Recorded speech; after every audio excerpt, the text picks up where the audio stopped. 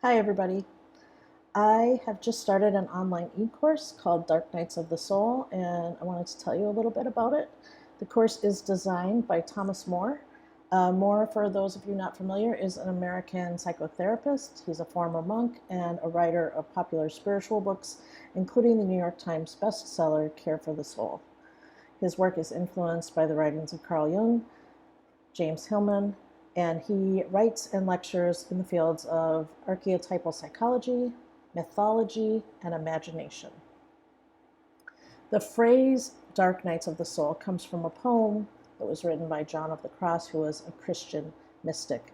The poem uses darkness not as a place full of terror or void of vision, but as a space to engage on a deep spiritual journey, a place where perhaps the distractions of a bright and busy life yield for the deeper needs of our spirit, of our soul.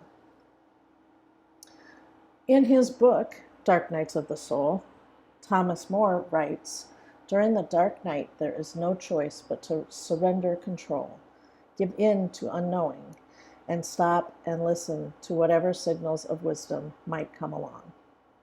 The dark night is more than a learning experience. It's a profound invitation into a realm that nothing in the culture so preoccupied with external concerns and material success prepares you for."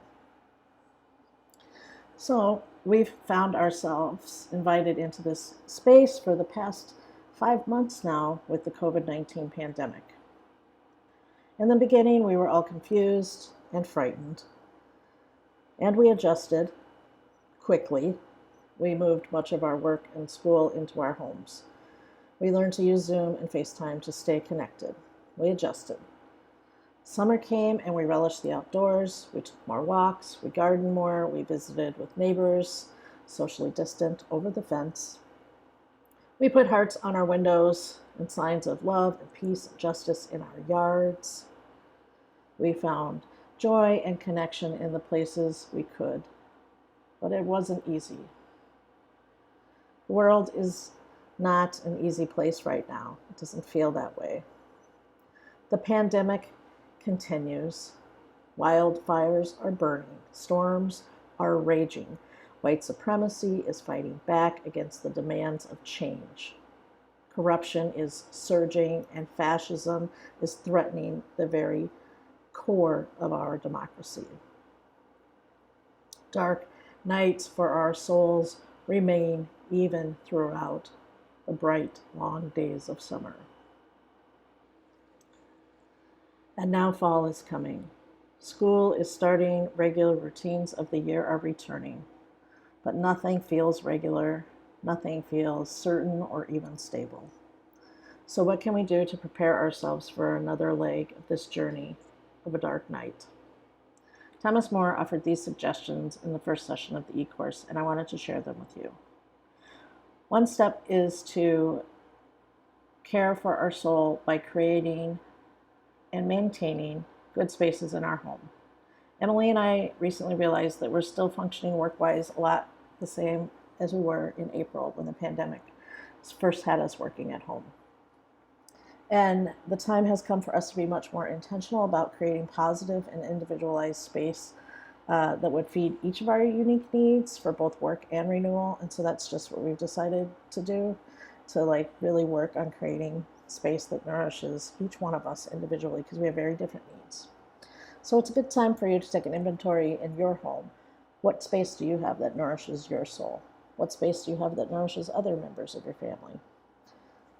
See what you've got, see what you can work with, and see if you can make improvements. Another thing we can do right now is nourish our friendships. It is important to stay connected. So we can make socially distant coffee dates, or we can have a happy hour in our driveway or our yard with friends. How about a Zoom dinner party?